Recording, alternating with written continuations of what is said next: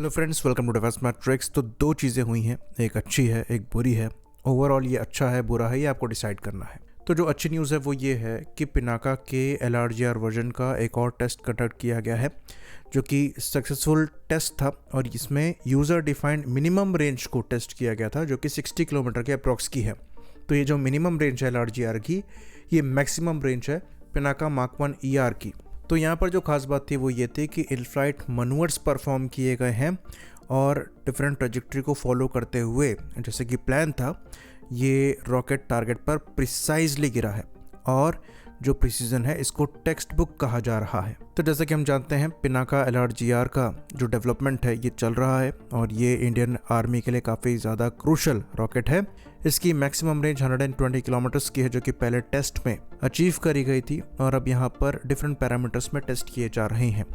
तो ये रॉकेट बहुत ज़्यादा ज़रूरी है आर्मी के लिए क्योंकि जो लॉन्गेस्ट रेंज के रॉकेट्स हम इस्तेमाल करते हैं ये 90 किलोमीटर की मैक्स रेंज के साथ आते हैं। यहाँ पर हम रशियन स्मर्च रॉकेट की बात कर रहे हैं तो उसके कंपैरिजन में यहाँ पर आपको रेंज ज़्यादा मिल जाती है, वो भी छोटे फॉर्म फैक्टर में।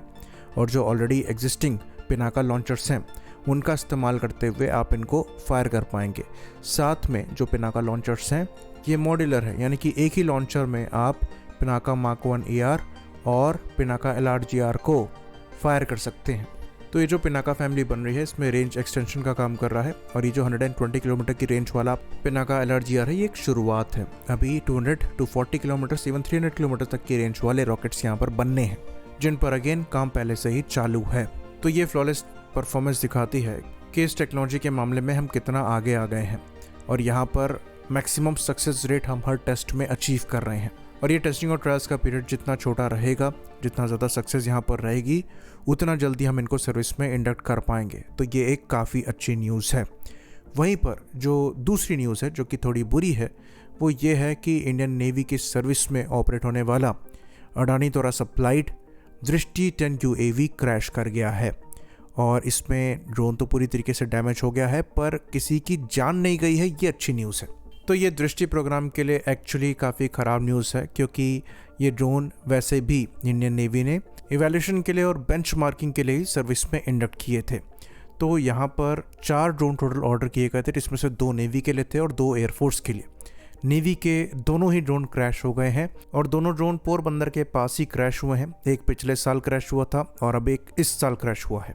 तो इन ड्रोन्स की जो डिलीवरीज है ये पिछले साल जनवरी में ही स्टार्ट हुई थी और एक ड्रोन का कॉस्ट अराउंड 140 करोड़ के आसपास का है। फिर उसके बाद जनवरी में रिपोर्ट आ रही थी कि इंडियन नेवी करीबन 10 और दृष्टि के ऑर्डर्स दे सकती है। तो अब सवाल यहाँ पर ये उठता है कि अगर ये हालत है कि 2 दिए हुए ड्रोन क्रैश कर चुके हैं तो क्या एडिशनल ऑर्डर्स के साथ आगे बढ़ना चाहिए।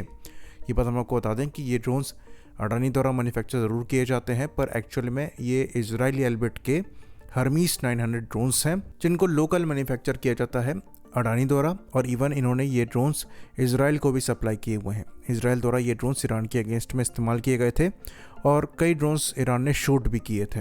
तो ये बड़े MQ-9 के कंपैरिजन में काफ़ी ज़्यादा चीप है। लेकिन अगर आप इन ड्रोन्स की कैटेगरी में UAVs को देखेंगे तो इजरायली ही हेरॉन ड्रोन जो हम यूज़ करते हैं, जो कि कई सालों से यूज़ कर रहे हैं, वो ज़्यादा रिलायबल निकल कर सामने आए हैं। हम ज़्यादा बड़े नंबर्स में उनको इस्तेमाल करते हैं और वहाँ पर इंसिडेंट रेट भी काफ़ी कम रहा है।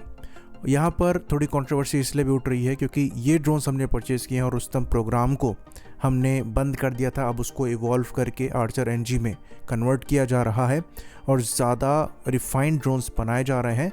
पर आर्ग्यूमेंट ये रहता है कि तपस जिस फॉर्म में भी था वो ज़्यादा कैपेबल था और भले ही जो पैरामीटर्स रखे गए थे वो अचीव ना हो पाए हों लेकिन फिर भी डिसेंट परफॉर्मेंस वहाँ पर वो निकाल कर दे रहा था। तो जितने नंबर्स में यहाँ पर दृष्टि ड्रोन्स ऑर्डर किए जा रहे हैं जिनकी परफॉर्मेंस एक्चुअली काफ़ी पुअर निकल कर आ रही है, तो इनकी जगह पर हम अपने डोमेस्टिक तपस या फिर रुस्तम 2 को यूज़ कर सकते थे और शायद सर्विस में इंडक्ट करने के बाद हम उसको ज़्यादा बेहतर बना सकते थे क्योंकि हमारे हाथ में ही उस प्रोग्राम का पूरा कंट्रोल था। खैर अब वो प्रोग्राम इवॉल्व हो रहा है और आर्चर NG का डेवलपमेंट चल रहा है जो कि पहली बार फ्लाई कर चुका है और वहाँ पर जो परफॉर्मेंस है काफ़ी क्लोज रहेगी हेरॉन ड्रोन्स के, जिनको लेकर हमारा एक्सपीरियंस काफ़ी अच्छा रहा है। अब ये देखना होगा कि जो 10 एडिशनल ड्रोन नेवी ऑर्डर करने का प्लान कर रही थी क्या अभी भी वो उसके साथ आगे बढ़ते हैं या नहीं जाते हैं। इसी बात पर इस वीडियो को हम ख़त्म करेंगे। लाइक करिए, सब्सक्राइब करिए, जय हिंद।